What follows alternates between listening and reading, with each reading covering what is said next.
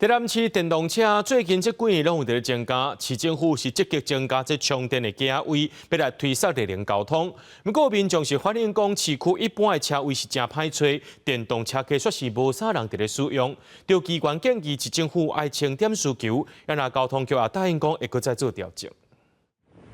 台南市区无论是停车场，也是路边停车位，就算平常日冇6、7成拢停满，假日要找停车位就更加困难。亲像西门路立体停车场，有时啊要停车就真歹找位。不过所有人感觉电动车专用停车架啊，较少人咧使用。这边就是建议市府爱重新盘点现况，调整设置的比例，互空间通更加活用。假日时啊的时阵，几乎拢找无停车位。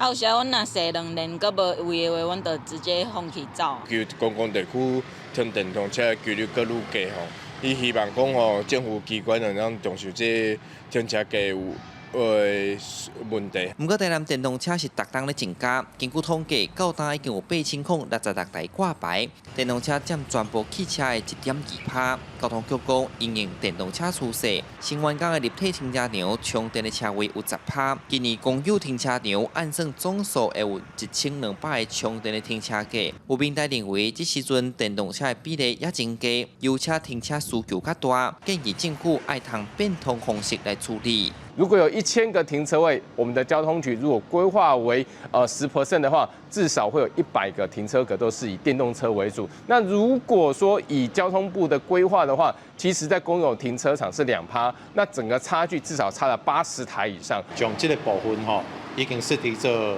专用架位的部分咯，阮会来。 加调整做优先价位来做管理，就是讲吼，那你不管是油车还是电车吼，都会当来使用这个价位。交通局强调，目前会优先针对路外停车场调整电动车架设置，后续会继续检讨数量，希望会使兼顾日能发展甲停车实际需求。记者苏台南采访报道。